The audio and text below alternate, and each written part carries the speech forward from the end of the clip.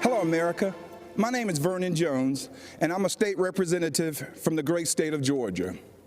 As you can see, I'm a man of color, and I'm a lifelong Democrat, too. You may be wondering, why is a lifelong Democrat speaking at the Republican National Convention? And that's a fair question, and here's your answer. The Democratic Party does not want black people to leave their mental plantation. We've been forced to be there for decades and generations. But I have news for Joe Biden. We are free. We are free people with free minds. And I'm part of a large and growing segment of the black community who are independent thinkers, and we believe that Donald Trump is the president that America needs to lead us forward. This is no time for sleeping in the basement. Joe Biden has had 47 years to produce results, but he's been all talk and no action, just like so many of the Democrats who've been making promises to the black voters for decades. We've been their captive audience. When President Trump sought to earn the black vote, the Democratic Party leaders went crazy.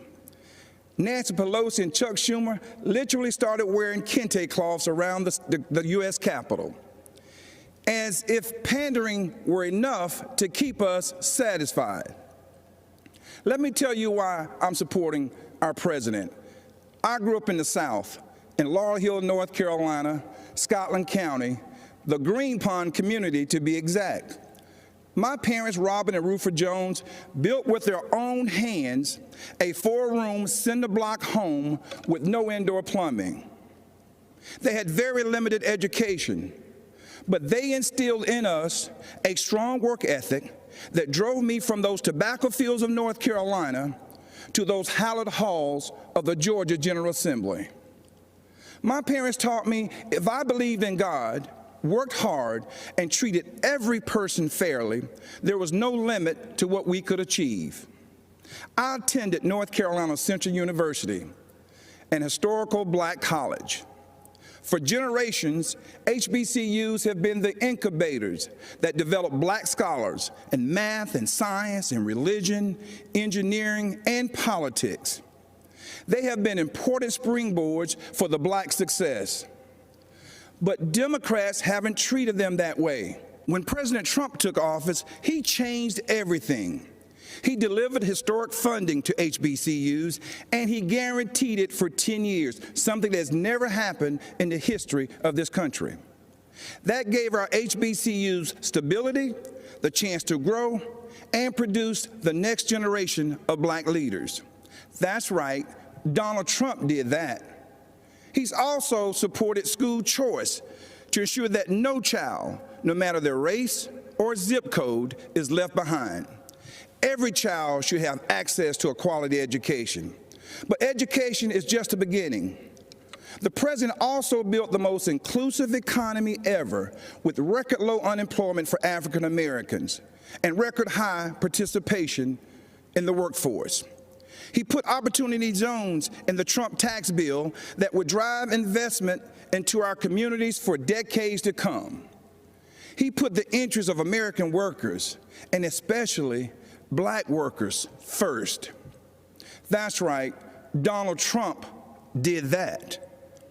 He delivered historic criminal justice reform.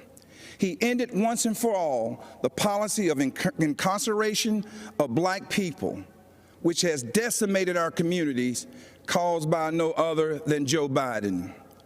Democrats wouldn't do it, Obama didn't want to do it, and Joe Biden and Kamala Harris definitely wouldn't do it. But Donald Trump did it. He's also working every day to make our communities safer. As a former executive of DeKalb County, Georgia, I directed one of the largest public safety departments in the Southeast. I've seen tragic shootings on both sides, officers killing citizens and citizens killing officers in the line of duty. Police officers are our fellow citizens. They live in our country. They have families too. They live in our communities.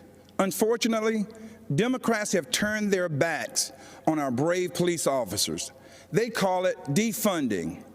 and it's a danger to our cities, our neighborhoods, and our children. Isn't it ironic that Democrat politicians have personal security to protect them?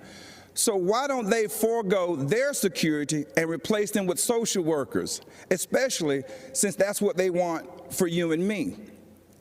Our police need more funding, not less, for frequent psychological examinations, for non-lethal remote restraint technology, and for more de-escalation and use of force training.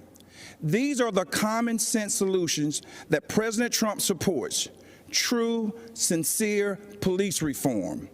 That's right, Donald Trump did that too. Education, jobs, safety, security, on issue after issue. And in just a single term, he destroyed these negative forces that have victimized the black community for decades. He gave us the opportunity to rise. Now, you know, when I made the public announcement of my support for President Trump, all hell broke loose. I was threatened, called an embarrassment, and asked to resign by my own party. Unfortunately, that's consistent with the Democratic Party and how they view independent thinking black men and women. But I'm here to tell you that black voices are becoming more woke and louder than ever.